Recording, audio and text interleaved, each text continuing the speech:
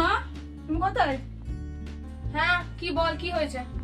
তুমি ওটা বসো তারপরে বলছি। তুই কি বলবি, কি হয়েছে? আমাকে 500 টাকা দাও না। তুই 500 টাকা নিয়ে কি করবি? বলেছিলাম না বন্ধুর জন্মদিন বাড়িতে যাবো নয়নের। আজ রাতেই তো জন্মদিন, তুমি ভুলে গেলে মা? ঠিক আছে এনে, তোকে আমি টাকাটা দিচ্ছি। এনে যা, অনেক 500 টাকার বেশি আছে, থাক তোর কাছে। আচ্ছা ঠিক আছে মা, আমি আসছি।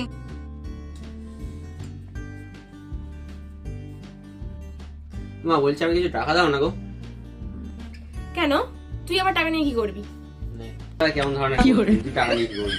এখন রিচার্জ শেষ হয়ে গেছে, আর যে স্টুডেন্টের মাইনে ওকে এখনো দেয়নি। আমার কাছে 200 টাকা আছে, তুমি আর 200 দাও, ঠিক আছে? তবে আমি রিচার্জটা করতে পারবো।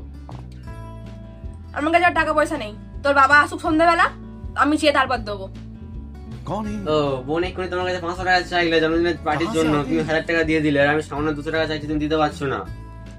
দাও না, বলো এরকম কেন করছো? তোর এত বড় ছেলে, তোর আবার কিসের টাকা লাগবে রে? নিজে ইনকাম করছিস, তাও মার কাছে হাত পাচ্ছিস, এখন টাকা পয়সা আমার কাছে হবে না, তুই যা তো।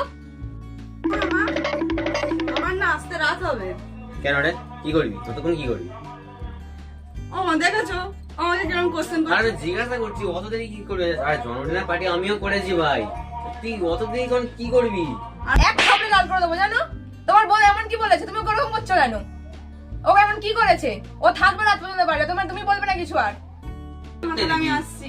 আমি কার কিছু বলবোই না, যাক যেখানে পারে।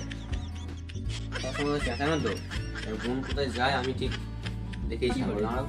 কোথায় গিয়ে অতক্ষণ লেট ফেট করে আমি দেখছি।